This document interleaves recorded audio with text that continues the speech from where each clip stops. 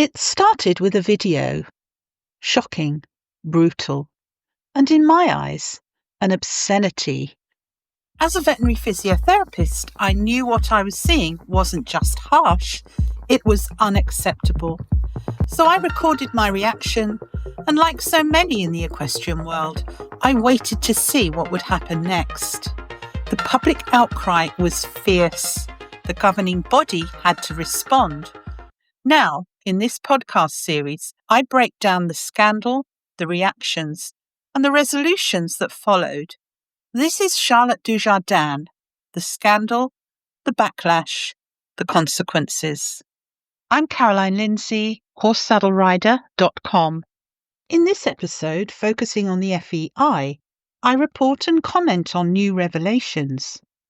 Veterinarians have stepped forward, voicing serious concerns to the governing body, but the FEI's response remains frustratingly vague.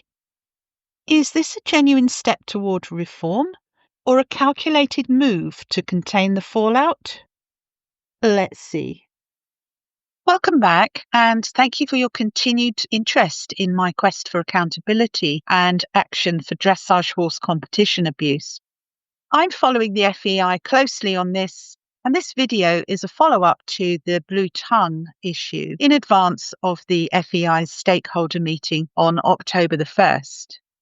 The FEI is apparently being tight-lipped about inquiries from various individuals. The FEI buys time for their star riders. Silence from the International Equestrian Federation faces criticism.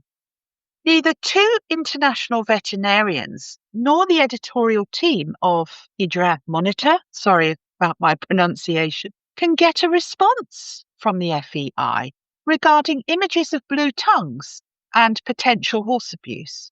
One of the veterinarians believes that the FEI is trying to buy time and downplay the issue.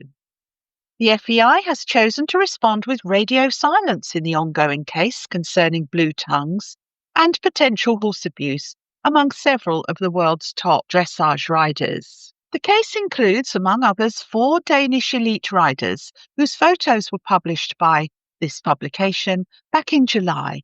Additionally, German dressage star Isabel Wirth, Dutch Emilie Scholtens, and Swedish Patrick Kittel are also under the same criticism, as images of them on horses showing blue tongues have circulated in international media. Over the past month, the FEI has not provided specific answers to the inquiries from this publication and 2 international veterinarians. These inquiries concern how the Federation views the images of blue horse tongues and whether the photographic evidence calls to action or sanctions against the riders. One of the veterinarians that has been unable to get through to the FEI is Belgian Eva van Avermaet, founder of the horse welfare organisation Collectif pour les Chevaux. Since July 29, she has filed 4 complaints with what she considers sufficient documentation of some of the top riders' abuse of horses. I have not received a single response, not even an acknowledgement of receipt from any of them, says Eva van Avermaet, who has sent emails to several high-ranking members of the FEI. Australian Paul McGreevy, an author of books on animal welfare, veterinarian and professor at the Sydney School of Veterinary Science, has also filed complaints to the FEI. He submitted his reports on July 30th, accusing the 4 Danish top riders of physical abuse of their horses based on the photos published here in this publication. Now, I'll just stop there and say, and this does come up a lot in the world at large, have they complained in the way that the organisation wants them to complain? Was the format correct? Can you simply say, here are 4 horses that I believe were abused that you need to look at? Or should they be logged as 4 separate complaints on 4 separate forms? But if so, then the FEI should have responded and said, well, we can't look at your case like this, but please submit it in the correct manner and format, and we will take a look. Unlike Ava van Avermaet, Paul McGreevy has received an acknowledgement of his complaints, but nothing more. He subsequently asked the Federation how many consecutive images per minute are needed for the FEI to no longer call evidence a moment in time, as several actors in the sport, including the Danish Equestrian Federation, have claimed the photo material to be. So, complete denial. Paul McGreevy has not received an answer to that question. Well, I doubt if he'll get one, because that may not be in their remit to comment on. But let's hope that this led to the convening of the meeting on the 1st of October. So even though when we do report disturbing evidence and ask questions, it may well be that there is action being taken in the background. But I think in a lot of cases, it is hoped that the whistleblower will forget about it, move on, go away.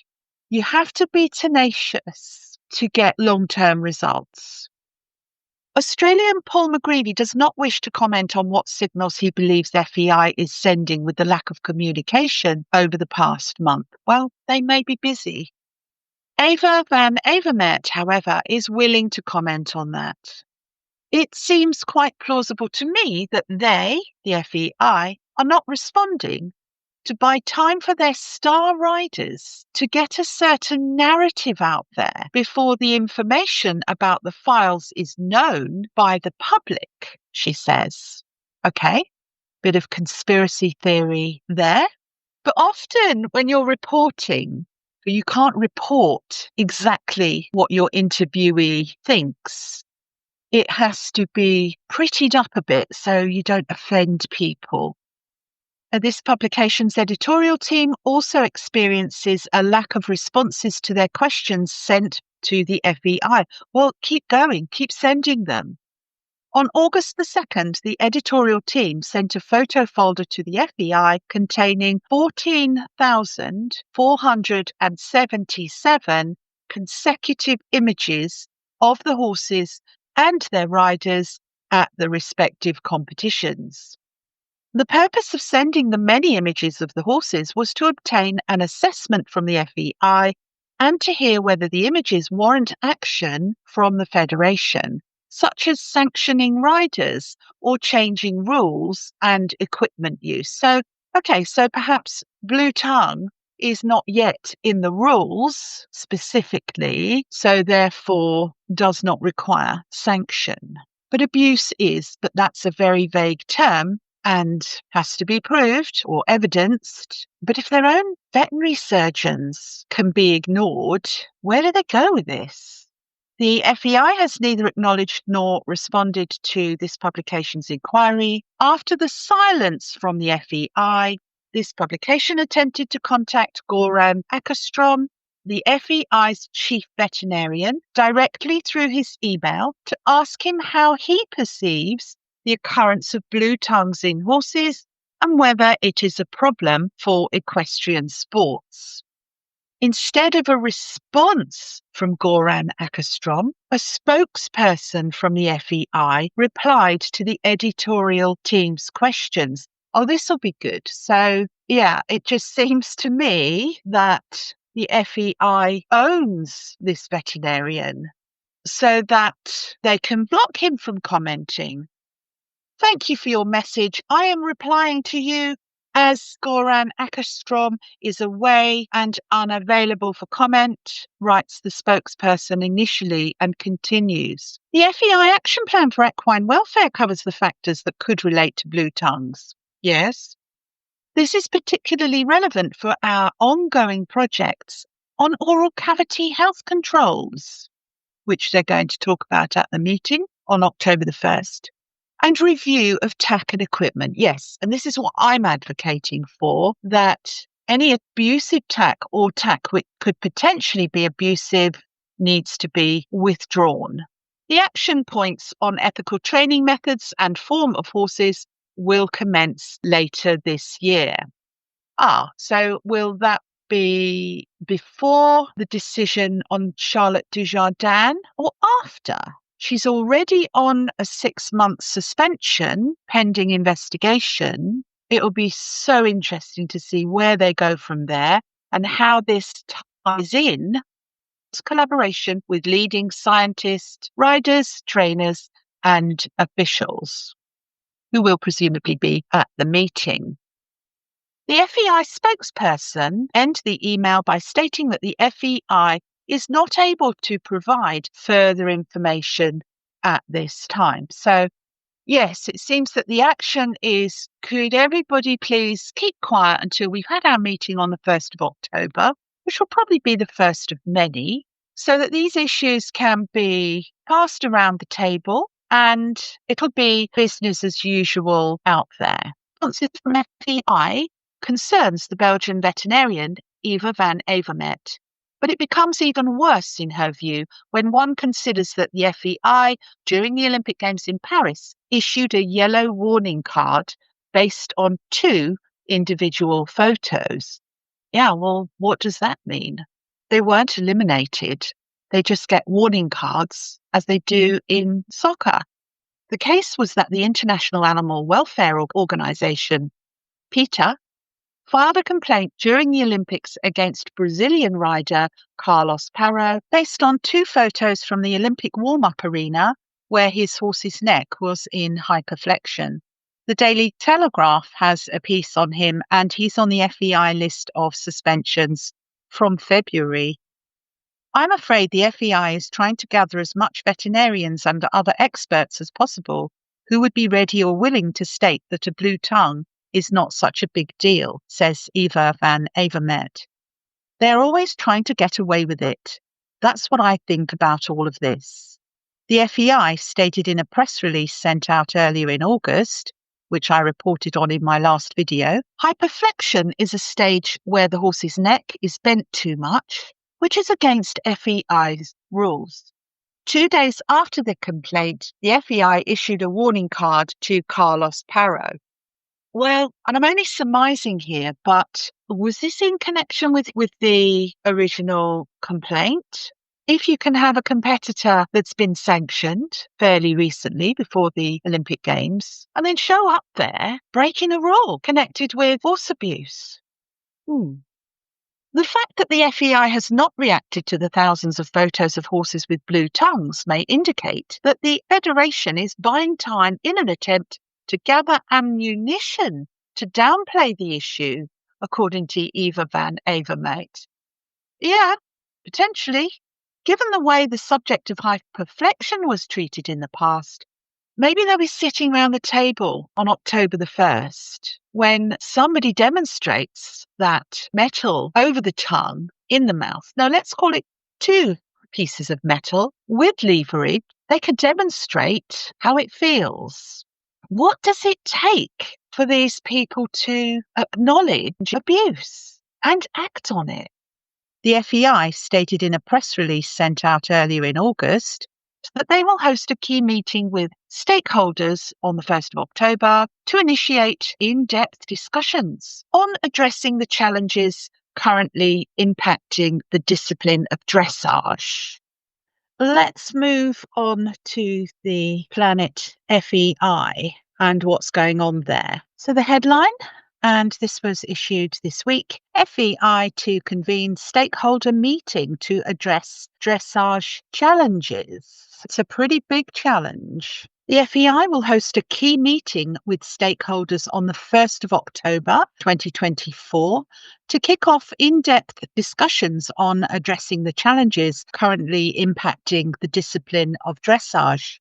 This meeting, which will bring together representatives from national federations, recognised stakeholder groups, including athletes, officials, organisers, trainers, and veterinary experts, marks the beginning of a broader strategy to develop a comprehensive long-term strategy for dressage to ensure the sustainability and growth of the discipline.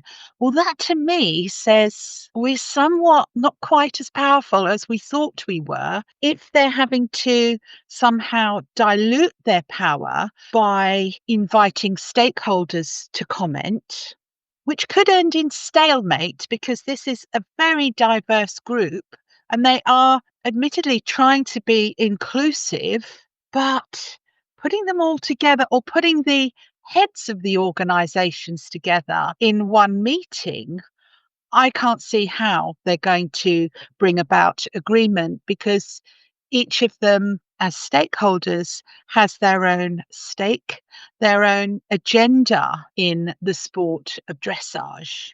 But I'll keep an open mind.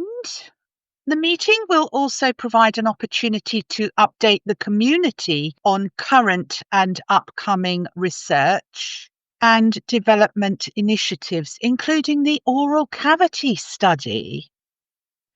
Okay, so they're going to learn all about the horse's mouth. So I would be quite hopeful here that there may be some changes of the rules based on what they now know about the horse's oral cavity.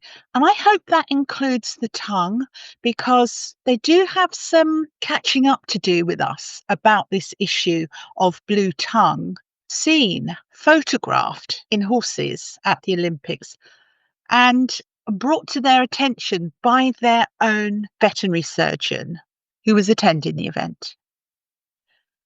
Our goal now is to collaborate closely with all our stakeholders to address the challenges facing dressage. Okay, so here, and this is only my opinion, the subtext here is we don't want to take all the blame.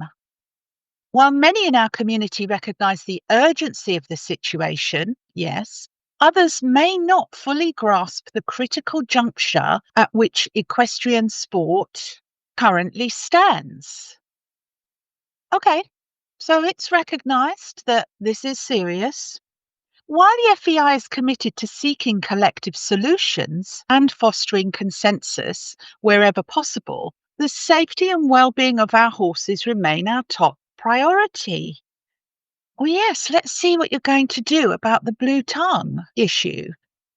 Our ultimate goal is to ensure that dressage is a discipline where the sport is conducted in a manner that focuses on the horse's comfort. Interesting words there. Where the sport is conducted in a manner that focuses on the horse's comfort. Okay, so are they just saying where it's conducted in competition, where it's conducted behind the scenes at the premises of the trainers, riders? How are they going to police that? So whereas they can police what's happening at the competitions and in front of their own eyes, there are those who have said that they're struggling to police that. As the governing body, the FEI is prepared to take the necessary decisions to ensure that we are living up to our promise to be a guardian for our equine partners and to improve the standards of safety and care in our sport. We have shown in recent months that the FEI is ready to step in and take decisive action where the need arises. Well, I'd like to see all the examples of that. But to be fair, on the issue of abuse, the Vatican has failed for many years to deal with the issues of very serious abuse. And who has the power here? The law of the country or an organisation facilitating an activity? Because what happened, from my understanding, in the Catholic Church, the individuals who were accused of abuse were removed and sent somewhere else, when in fact, what they should have done was to remove them and send them straight to the police. In my view, those who witness or who are confronted with the abuse are just as culpable as those who deliver it if they turn their heads from it. And I know how distressing it can be to whistleblow, but it simply has to be done if you really care. And this isn't my major whistleblowing tale, but I was once attending a parish council meeting where residents were concerned about a proposed property development, and a vulnerable elderly resident stood up to give his opinion.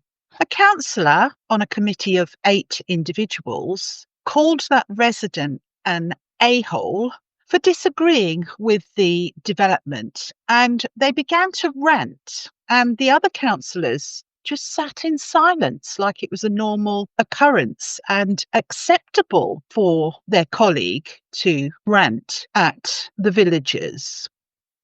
And incidentally, the abuser was a property developer within the village, and it was in their interests to ensure that their own developments were approved. It did not seem to occur to any of their fellow committee members to step in and stop the abuser. Just a few words of perhaps, let's move on, would have stopped the abuse, but none of them spoke up despite having a duty of care towards the community they represented. So there's something psychologically numbing about being in that situation, but we have to just get over that and have a contingency for speaking up so that it becomes the norm.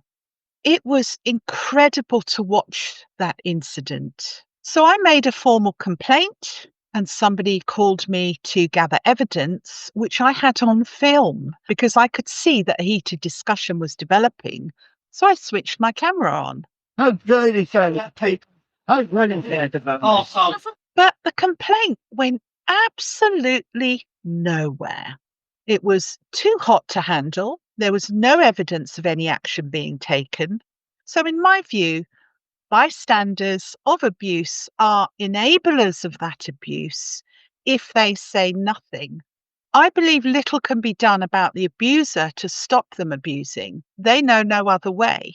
But the onlookers in a more rational state of mind could protect the abused. And I think that's how we need to approach it. The rational bystander can step in and do something tangible about it. As the sport evolves, we must adapt and find effective solutions to current challenges. Our success depends on the community's willingness to approach these issues with an open mind and work together towards common ground. Well, it depends who's at their stakeholder meeting, because I don't think many of them are going to say, oh, when our members engage in abusive training methods, can we please have them dealt with as harshly as you possibly can? No. These organisations, in the main, exist to protect their members, much as they want to advocate for the horse. So unless they've got some hard and fast rules here that can be identified as abuse by the circulating public with their phones, for example, horses found to be working behind the vertical for more than a stride or two, that's an indicator that there's a problem.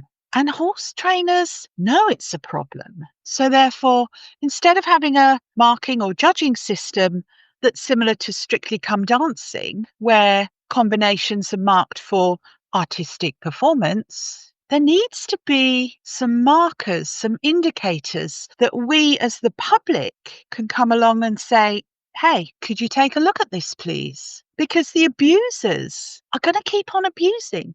They are, in the main, unaware of what they're doing or in denial about it. So it'll be interesting to see what this common ground is going to be. But we know that a measure of it will be focused on the horse's mouth. The FEI introduced the Be a Guardian initiative in July, which calls upon members of the community to fully commit to their duties as guardians of FEI horses. Yes, let's give them some clear guidelines of when to send their photographic evidence in. Be a guardian is the central message, but it's too vague. Sorry, FEI, it's too vague. That unites the community around the FEI action plan that was developed from the recommendations outlined in the final report of the Independent Equine Ethics and Wellbeing Commission. The term guardian marks an evolution in the FEI's narrative of the horse-human partnership, chosen to better represent the human role in caring for horses and to underscore each individual's responsibility for ensuring welfare. Okay, so this is someone else's responsibility, is it? We'll look at a couple of those links. We love our horses, and they are the reason why our sport is so exceptional and inspirational. But sadly, we have seen examples of horses being mistreated, and where horse welfare has not always been paramount for everyone involved in our sport.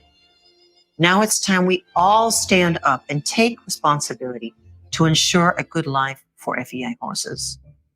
As the International Federation of Equestrian Sport, it's our mission to serve as the guardians of horse welfare, to lead, drive, and develop the highest standards of equine welfare in equestrian sports globally. The FEI has developed an equine welfare strategy, which includes a full action plan that will guide all of us in our daily activities, decisions, and delivery of our services to work towards providing horses with a good life, and hopefully also inspire and support welfare initiatives for all horses globally. We invite everyone involved with horses to follow us and share in the responsibility of being a guardian. Okay, but before I go on to look into more about this be a guardian, I want you to look at the table of suspensions, where you'll see that most of the disciplinary hearings are about endurance. But we can see that Charlotte Dujardin was something of a reporting exception here. The horse is not named, I believe, because it's anonymized. There's no decision yet. And let's see what PR means. If there's no PR or horse name in cases involving minors and or fast track procedures. So perhaps that's a fast track procedure. If you found this episode thought-provoking, make sure to subscribe so you don't miss the next one. And if you enjoyed this deep dive, leave a review. It really helps more equestrians and horse lovers find the podcast. You can also join the conversation on the Horse Saddle Rider YouTube channel. And finally, I'll be giving you more insights into the equestrian world. So be sure to come back and join me so that together we can campaign for better conditions for our sport horses.